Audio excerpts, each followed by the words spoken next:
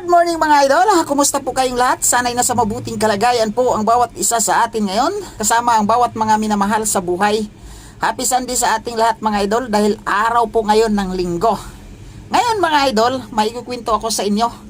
Itong kwento ko ay inutil na sistema. Alam niyo kung bakit inutil mga idol?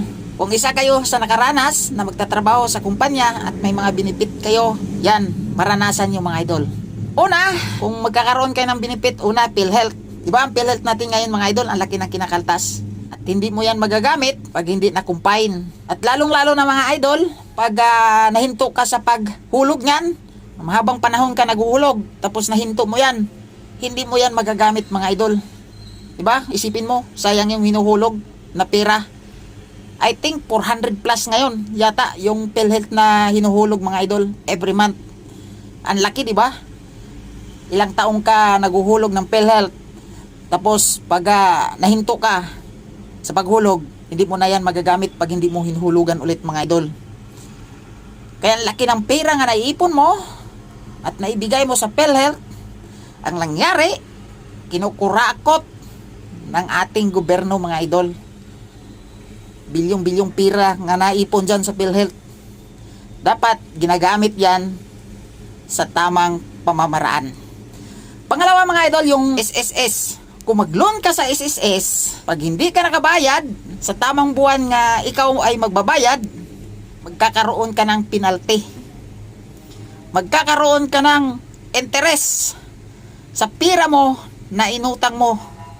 Sariling pera mo yan mga idol ha, isipin mo. Mayroon akong kasama dati mga idol, I think yung utang niya ay nasa 17,000. Sa matagal na panahon, hindi na nabayaran, umabot ng 70,000. Akalain mo, 70,000? Kaya inutil na sistema mga idol. Pera mo, utangin mo, may interest pa pag hindi ka nakabayad sa tamang buwan na magbabayad ka. Akalain mo mga idol, isipin mo yung pera ko sa ISIS, I think nasa mga kulang-kulang 300,000. O sama something 15,000 na lang siguro ang kulang or mga 10,000 ba, mahigit ganun para maging 300,000. Pag mag-loan ka sa SS, ang makukuha mo lang I think nasa 40 plus lang yata ngayon. Kalain mo, laki ng pera na naipon mo dyan sa SSS. Tapos ang makuha mo na pera pag mag-loan ka, 40,000 mahigit. Pag ay hindi mo nabayaran sa tamang buwan na dapat ikaw ay mag-umpisa magbayad, magkakaroon ng interest yan mga idol. Lalo na pag tumagal yung taon nga hindi ka nagbabayad. Gaya sa akin, ilang taon ako nagbabayad sa SS, tapos nangutang ako. Nag-loan ako, I think naka-loan ako noong 40 plus. Tapos matagal na panahon na hindi ko nabayaran, siguro mga 3 years na taon, mahigit. Umabot siya ng kulang-kulang 50 mga idol. Oh, gaano kalaki yung tubo, di ba? Ganyan yung sistema natin na inisip ko parang bulok na sistema ba? Sariling pera, utangin mo, magkakaroon ka ng interest. Pag hindi mo pa nabayaran, lumalaki na lumalaki yung interest. Kaya bulok na sistema. Gaya ng PhilHealth. Ang laki na ng kontribusyon namin sa PhilHealth mga idol. Akalain mo, ilang dekada na ako nagtrabaho mga idol.